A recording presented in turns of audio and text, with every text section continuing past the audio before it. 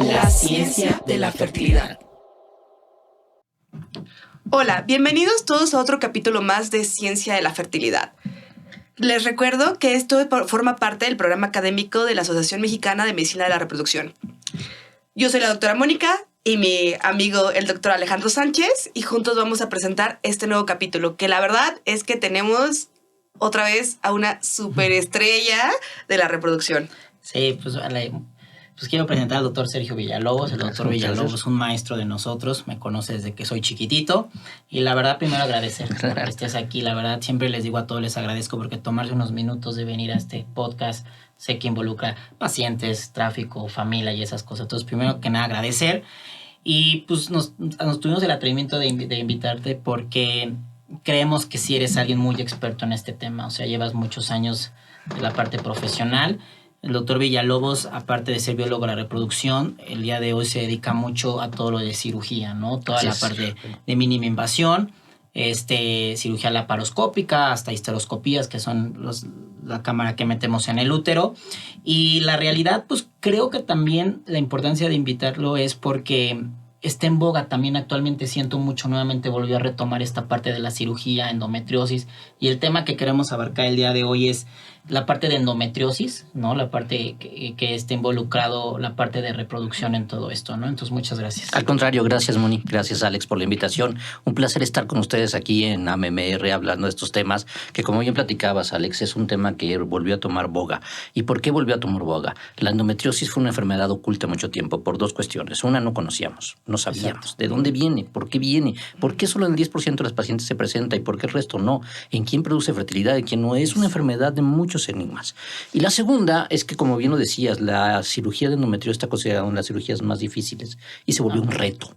Se volvió un reto que la gente quiere hacerlo, los médicos lo queremos hacer, porque implica un escalón más en las habilidades, en el estatus quirúrgico, en el estatus que es muy complicado. Pero vamos a enfocarnos un poco, como bien dices, a endometriosis y reproducción. Un ego del médico actualmente. Híjole, fuerte. Y eso es algo que yo he vivido en los últimos 23 años que llevo dedicándome a endometriosis y reproducción, endometriosis y dolor. Okay. Ahora, hablando un poco de endometriosis y fertilidad, ¿todas las pacientes que tienen endometriosis van a tener dificultades para embarazarse? No. Eso no es lo importante. No. ¿Y qué tanto nosotros a veces ponemos o ese hallazgo de excusa a una pequeña endometriosis, o cuando el tratamiento falla en algún lugar, llega con nosotros y decimos, tienes una pequeña endometriosis, esa es la causa, ¿no? Y la pregunta, creo que hace mucho tiempo se operaba mucho las laparoscopías. ¿Qué uso tiene ahorita la laparoscopía en el... O sea, cuando ya hay otros tipos de diagnóstico, o sea, ya hay más cosas, ¿no? O sea, antes solo tenías el ultrasonido.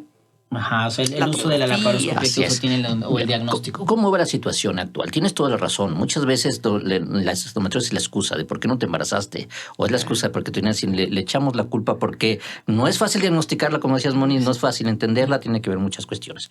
Pero ¿cómo está situada actualmente? La endometriosis en el porcentaje de pacientes que tienen infertilidad ocupa más o menos entre 25 y 50%. Y de las pacientes que ya sabemos que tienen endometriosis, entre el 25 y 50% van a tener dificultad para embarazarse. Entonces, no es cierto que todas van a tener problema. Ahora, ¿qué tenemos que saber? La endometriosis se divide por niveles, ¿no? Puede ser sencilla, como te decías, uno muy pequeño o uno muy avanzado. Sí. Estos estudios de pequeña, los estudios canadienses, pues demostraron que sí podía tener una infertilidad y el que quitarla podría mejorar. Pero bueno, ¿cuántas pacientes necesitamos tratarlas para que mejore la posibilidad de lograr un embarazo? Y entonces el número de pacientes a tratar o a operar es de 14. Entonces, tenemos que operar 14 pacientes, someterlas a un riesgo quirúrgico para que una se embarace. Entonces, antes operábamos mucho. Antes era quitar la endometriosis. Actualmente no. Actualmente cambiamos un poquito. No encontramos evidencia de una endometriosis franca, nódulos, quistes, todo.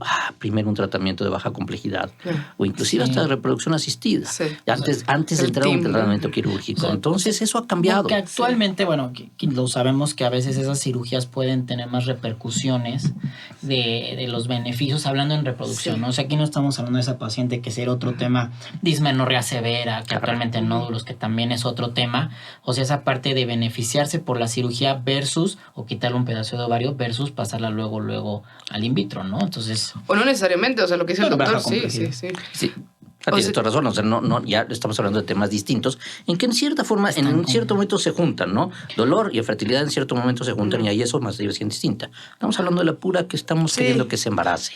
Y y además como sospecha, ¿no? Porque a lo mejor, o sea, si ya ves el endometrioma ahí, pues ya dices, pues sí, ¿no? Agua pasa por mi casa, pero muchas veces no vas a sospechar nada más. Exacto. Entonces, por ejemplo, yo la pregunta que tendría, o sea, en tantos años de experiencia, actualmente, ¿qué peso tiene la cirugía hablando de reproducción? Bueno, tiene una posición. La primera es cuando esa paciente que hablábamos, que sospechamos por aparte otro síntoma, que tiene endometriosis y que no se ha embarazado con una técnica de baja complejidad, podrías decir, oye, tienes dos caminos, la fertilización in vitro o la cirugía reproductiva. En una de ellas, pues requieres de esto y a lo mejor es una vez. En la cirugía reproductiva podrías embarazarte más veces, tienes posibilidades dependiendo de el endometriosis fertility index, que es después de la cirugía, cómo quedó las alpigues, cómo quedó el ovario, cómo quedó todo. Sí. Y esas son tus posibilidades. Entonces, sí sucede que se embarazan, pero tienes esta disyuntiva. Oye, ya no pudiste, ya tenemos una probable endometriosis, ya tenemos cuál es tu camino quieres tomar. Una vía de reproducción asistida de alta complejidad, la vía quirúrgica. Y ahí es donde hay que ofrecerle a la paciente eres, ¿no? Y qué beneficios puedes tener. Oye, en esta paciente, como decías, Moni, no solamente la que tiene infertilidad, sino que tiene el dolor, tiene el nódulo, tiene el quiste, tiene alguna otra evidencia.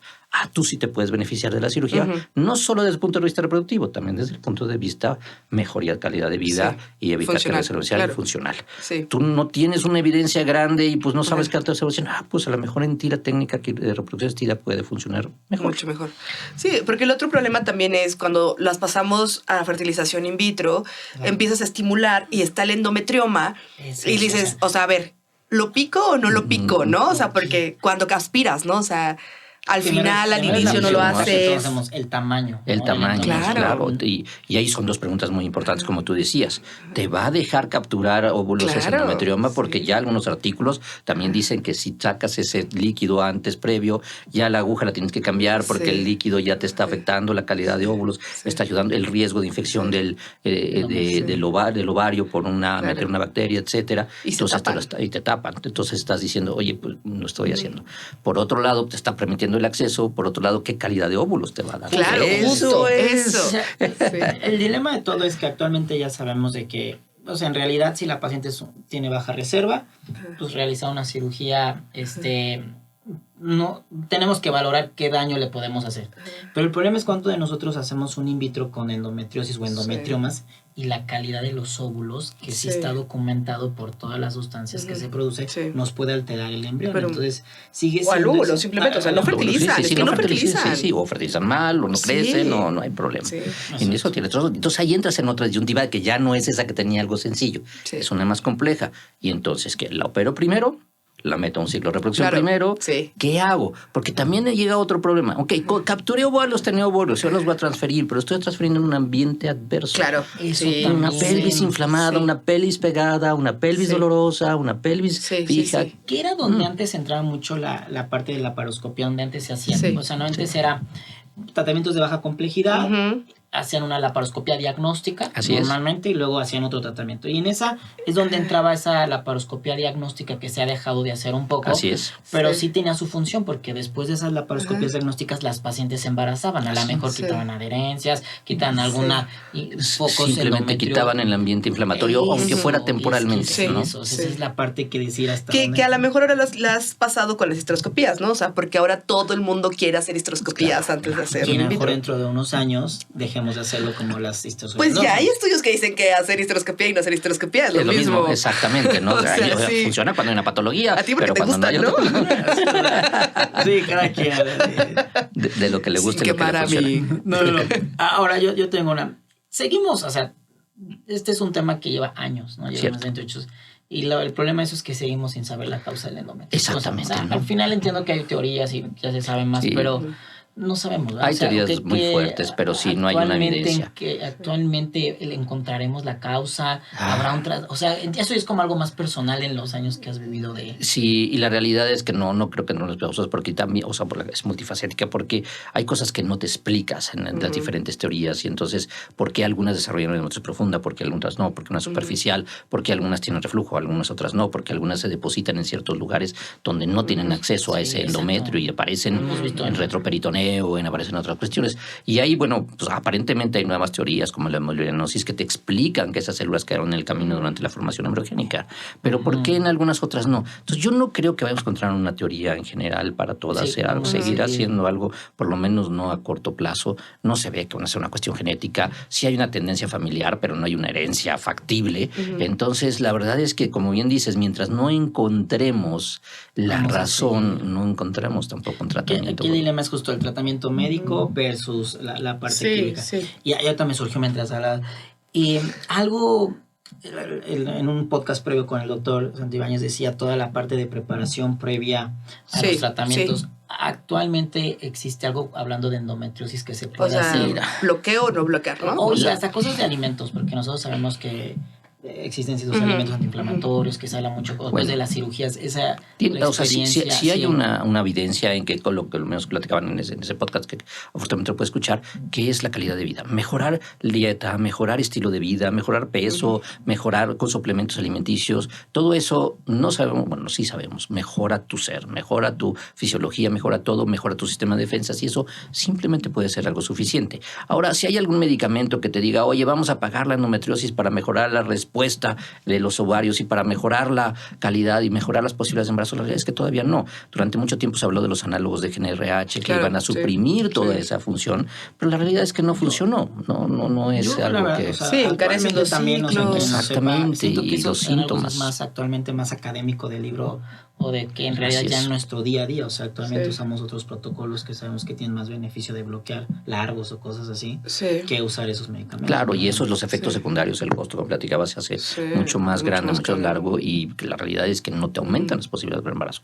Entonces no vale mucho la pena. Claro. Ahora, dentro de estos temas de reproducción que decimos, pues no hay una receta mágica, ¿no? O sea, actualmente si existiera en todo, pues haríamos lo mismo. Pues esos nuevos protocolos, a lo mejor que mencionabas tú alguna vez, de esos tratamientos que no están avalados y se usan actualmente. Sí, justo lo que platicábamos, ¿no? O sea, de cuando poníamos como en papeles qué íbamos a platicar con el doctor, surgía esta pregunta de qué es de estas patologías que entonces se presta a que hagas pues en 1000 experimentos, claro, o sea, lo que se te ocurra, ¿no? O sea, desde inhibidores ya del factor de necrosis tumoral, o sea, cosas ya mucho más locochonas que a lo mejor no sabemos cómo está, pero al final es como hacer un fase 3 en la persona, ¿no? Así es, y sin un estudio previo, sin una evidencia previa, y sin las repercusiones que puede tener a futuro. Y como platicábamos, para no haber una evidencia de dónde viene, tampoco una evidencia de cómo se va a comportar en esos tratamientos o qué va a suceder, o si vas a complicar algo más, ¿no? Entonces, la realidad es que sí estamos un poco maniatados en decir, bueno, sí, la terapia de reemplazo, de reproducción asistida de alta complejidad, como normalmente lo hacemos, o la cirugía, pero meterle algo en medio todavía no hay ninguna evidencia. Sí, o sea, entonces aquí lo que se concluye es que la endometriosis sigue teniendo actualmente una diversidad muy amplia, ¿no? Una endometriosis leve que se nos puede complicar, ¿no? Tanto clínicamente como en tratamientos de fertilidad. Y a veces endometriosis severas, ¿no? Que la realidad nunca las diagnosticamos, ¿no? Así es, pasan desapercibidas. Es como la importancia, que no desgraciadamente la endometriosis a nosotros que nos dedicamos es un tema difícil porque no podemos asegurar lo que estamos viendo, no sabemos la causa, ¿no? Así es. Sí.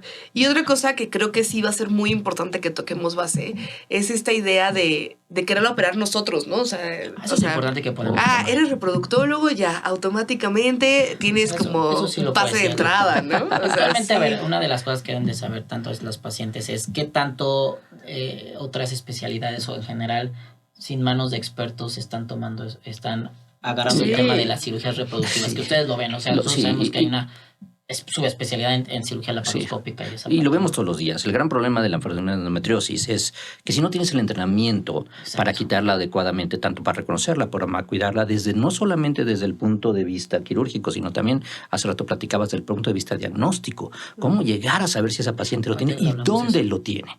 Y la segunda es la preparación quirúrgica para poder hacerlo adecuadamente, tener el equipo completo y después quitarlo. Y entonces lo que vemos y lo que ha pasado con estas pacientes durante la historia es que son multioperativas. multioperadas. ¿Por qué son multioperadas? Porque se operaron incompleto. Entonces, esto que platicabas tú de quién lo tiene que operar, pues es alguien que ha tenido un entrenamiento de visualización, de identificación, de tratamiento, de manejo retroperitoneo, de manejo de intestino, de manejo de vejiga, de manejo de uretero.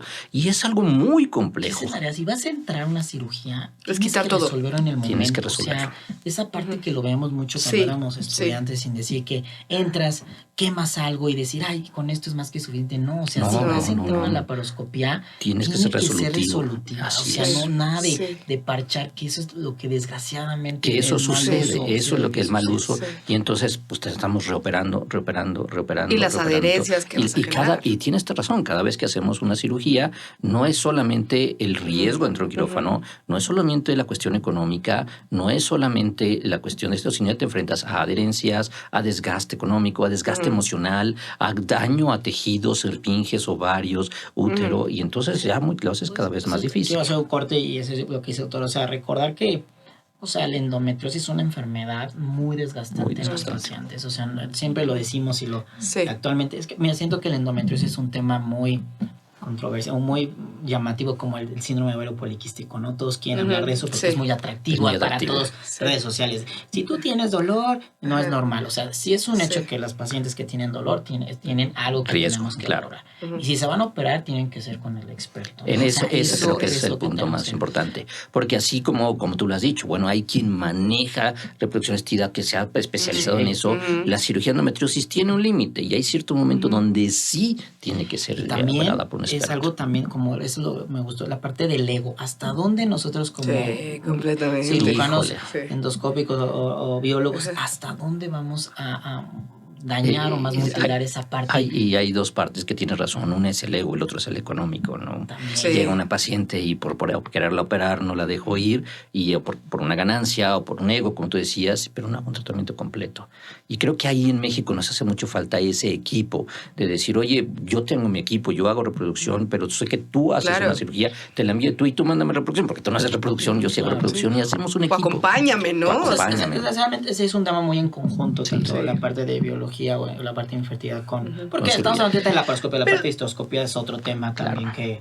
Pero justo también eso, o sea, como de... O sea, ya sé que me estoy desviando 2 segundos del tema, pero es algo que nos pasa, creo que en México, ¿no? O sea, como que el roba paciente, ¿no? Es que se la manda al doctor Villalobos, ¿qué tal que se la queda? ¿Qué tal, no? Ya no va a regresar. Eso tiene que cambiar, ¿no? Sí, ahora sí creo que las nuevas generaciones sí... traen un poco más entendido. O sea, oye, esto no lo que... o sea, antes creo que se usaba mucho de que, yo maquillo, o sea, como yo lo hago todo, ¿no? El médico, bueno, mis padres, etcétera, era todólogo, ¿no? No había esta alta especialidad en que cada vez vemos y que no solamente que lo vemos, nos lo demanda. Porque lo mismo que platicábamos, no puedes abarcar y conocer todos los medicamentos de la fisiología y hacer exactamente y al mismo tiempo hacer cirugía y al mismo tiempo ver climaterio y al mismo tiempo ver embarazos y al mismo tiempo ver urología. Excelente, obstetras. Ahorita a lo mejor nos fuimos muy avanzados, pero yo nada más quiero retomar actualmente el diagnóstico de endometriosis. ¿Qué peso la resonancia? Ahora estos que se llaman diagnósticos dinámicos, los ultrasonidos, resonancia con gel, o sea, esa parte siento que es un tema nuevo a lo mejor para muchos colegas que deben de saber que el diagnóstico se hace actualmente de otra manera y que tiene muchas sensibilidades. Tienes toda razón, Mar. Lo más importante sigue siendo como tú en medicina, la clínica.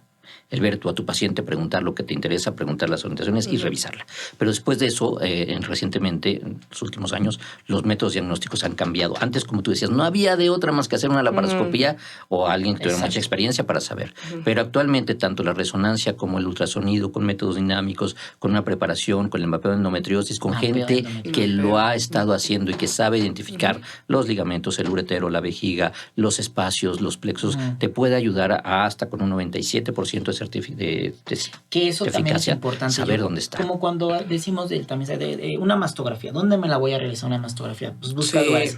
También es diagnóstico.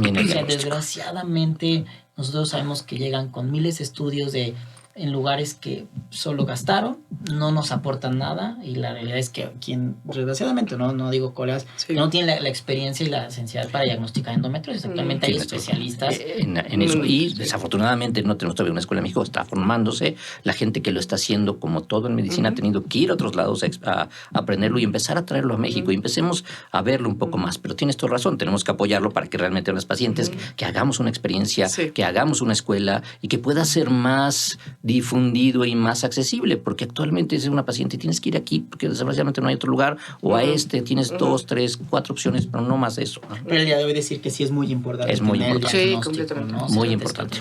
Antes de cualquier cirugía, el diagnóstico completo. Actualmente no concebimos entrar en una cirugía de endometriosis sin saber exactamente dónde está y qué vamos a hacer. Claro. Con La planeación de la cirugía. la planeación, y si va a estar involucrado un cirujano colorecto, si va a estar involucrado un cirujano uroginecólogo, si va a estar un cirujano de nervios, ¿qué va a estar involucrado? Sí, claro. Completamente.